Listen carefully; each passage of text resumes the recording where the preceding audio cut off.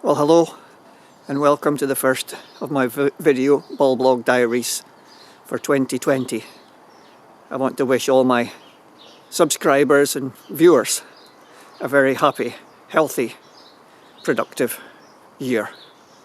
So what does a garden look like in the middle of the winter? I go round with Molly. Hello Molly.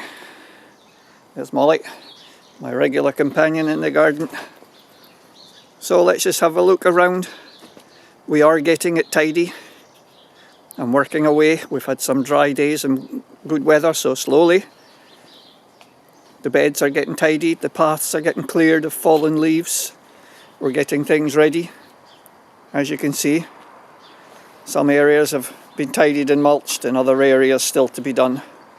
But already you can see the evidence coming through the ground. Snowdrops pushing up everywhere. If it goes on like this, it could be an earlier flowering season. So not too much in flower out in the garden to interest, but as always the evergreen subjects, the bonsai. Good time to work on them. One of these days I'll go and give them all their wee trim, cut back the growth that's getting too long and prepare them for the spring.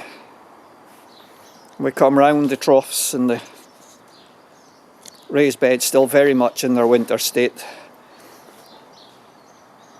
The raised beds have had a quick rudimentary tidy, but I'll have to get down for the detailed tidy now. I've been concentrating on the other areas in the garden, but already now you can see the leaves of many of the dwarf Narcissus from the bulbicodium section. So all these beds still need to be tidied. This one's not had much done. You can see it's still a lot of leaves on there, but we'll get that done in due course.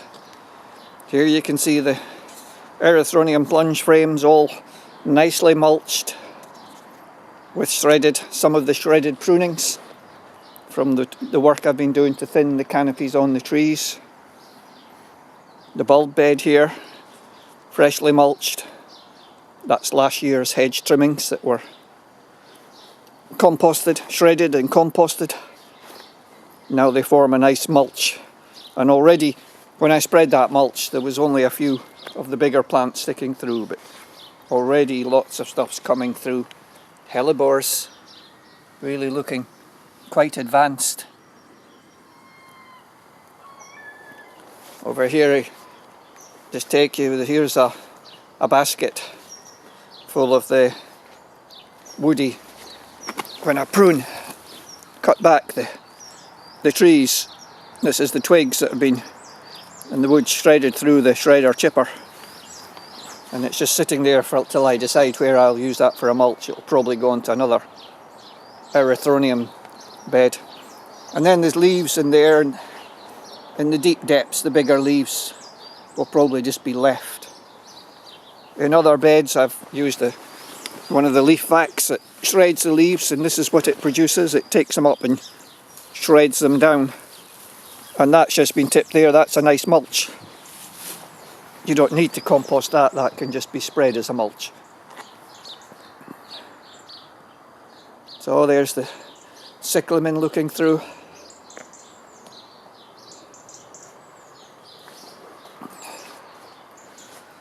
So many shoots coming up. Snowdrops just everywhere.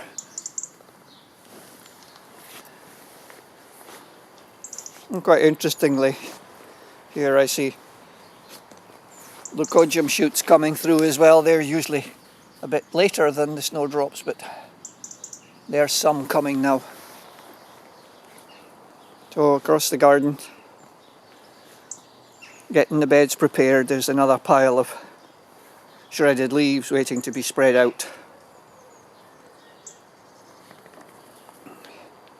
Molly heads off into the bushes. Round always plenty interest with the rhododendrons, rhododendron makinoi there, the narrow leaves. And this is a Yakushimenum cross recurvoides.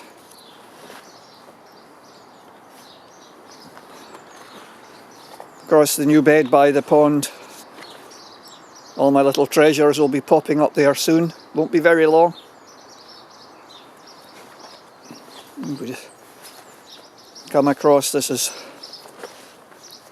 the high side of the raised wall where we walk along the ground level, and it dips down to the other side. You can see an area there where I removed a fern that was getting out of hand and opened up an area, got some new compost in there. The evergreen of the perula. I just keep that under a bit of control so it doesn't run away too much. It's very easy. I can just take some, just pull the bits out and then stick them in somewhere else and they'll grow away. Round the salmisias, the narrow leaf salmisia lili. And this is the, looking at the raised wall from the low side.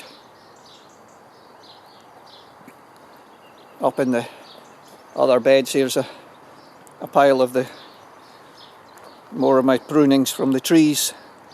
I'll just make a pile and get the shredder out, and when I've got a decent pile, and they'll be shredded down and used as a mulch. But all around the dwarf conifers, these have all been grown on from cuttings from some of the original plants. It's good to keep cuttings coming along. Unfortunately, pines don't come from cuttings the same, but most of the Chamaecyparis and the other ones do. They come very well. The most advanced hellebore, the first one always is the same yellow form, yellow cultivar.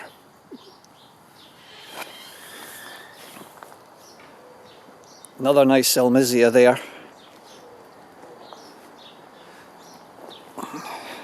All the beds cleaned and ready past the sculpture.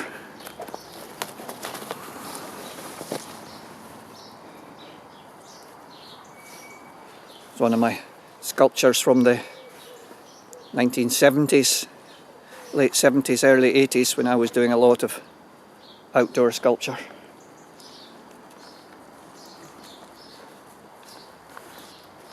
One of the Corydalis Craigton purple sister seedlings. That's not Craigton purple, that's a sister seedling. And this spring bulb bed is just already now in it, bursting with shoots already coming through the mulch.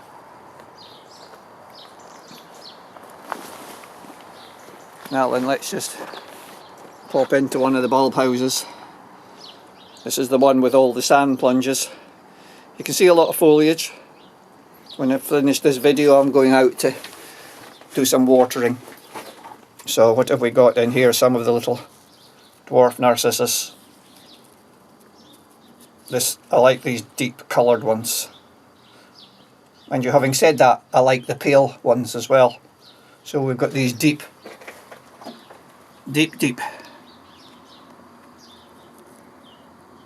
yellow ones. Really lovely. And then we've got these milky, creamy yellow ones. Creamy white. And then we've got some that are here almost pure white.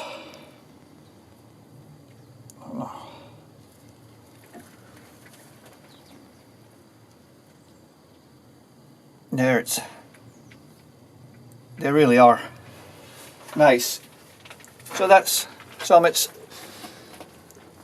nicely spaced out in here. There's an awful lot of buds to come because these little hoop petticoat narcissus are flowering late this year. They'll usually be much more in flower. In the bulb house where they're growing in pots, they're only just starting to come.